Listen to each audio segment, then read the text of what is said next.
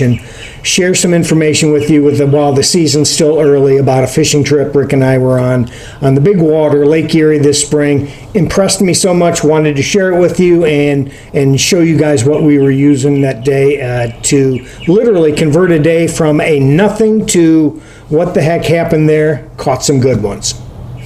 Rick and I did a spring trip. Water was still cold. It was low to mid 40s. And we did a trip on the western basin of Lake Erie. Long, cold boat ride up, and we hit some rocky areas that we thought were going to be some early spring smallmouth staging areas. Rick side scanned some areas, found some nice rocky area, marked some fish on them, gave it an hour and a half, 2 hours throwing cranks, Ned heads, swim baits, a variety of lures with nothing happening. And we, at that point, were all right, let's go to plan B. Well, plan B was heading right back down where we started from, near the launch area, where we hit a boat channel that is typically a good wintering area for largemouth and a few smallmouth. Deeper water access, a channel, boat docks near some condos, things like that. Went in there, same thing. Variety of baits, Ned heads, deep cranks, swim baits, jigs, didn't matter. Didn't have a bite, didn't have a sniff. So at this point, we're on plan C. Hit a shallow water shoal, some rocky areas that we usually do well on throughout the season. So it was a rinse and repeat, same thing. Through various baits, cranks, neds, swim baits, nothing. And over the winter, I had purchased some strolling rig equipment. And had one tied on and decided, well, nothing else is working, I'm going to give that a shot.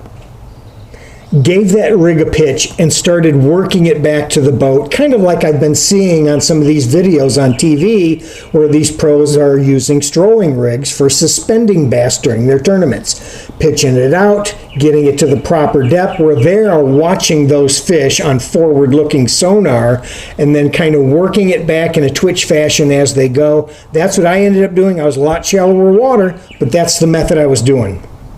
And after throwing 3 or 4 or 5 varieties of lures on this shoal with nothing, started throwing that stroller rig, and it was like a light switch. Second or third cast in, boom, nice smallie. Land him, little commentary on the video, put him back, 2 or 3 casts later, boom, another nice smallie. Next cast, another nice smallie. And at that point, I'm looking at Rick with a confused, gratified, what the heck's going on look on my face. Here's the products I was using. We'll have links below in the description if you want to try this stuff this spring or pick some of this up as the season goes on. The first one I had, it was a 1/4 ounce. Buckeye Lures makes it. It's called their scope head. It's got a thin wire hook.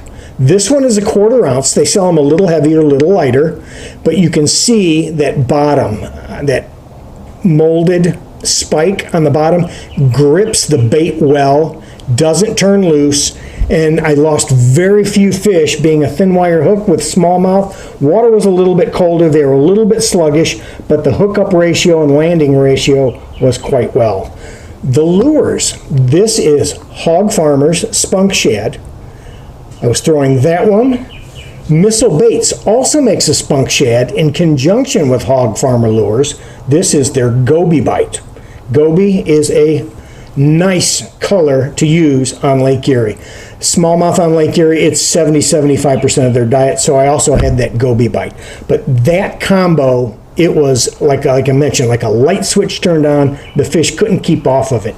So wondering, is it a different vibration pattern? Is it simply something they didn't see in the past and now they're eating it? But I wanted to share that with you. So since that trip, I've expanded the toolbox on strolling rigs just a little bit.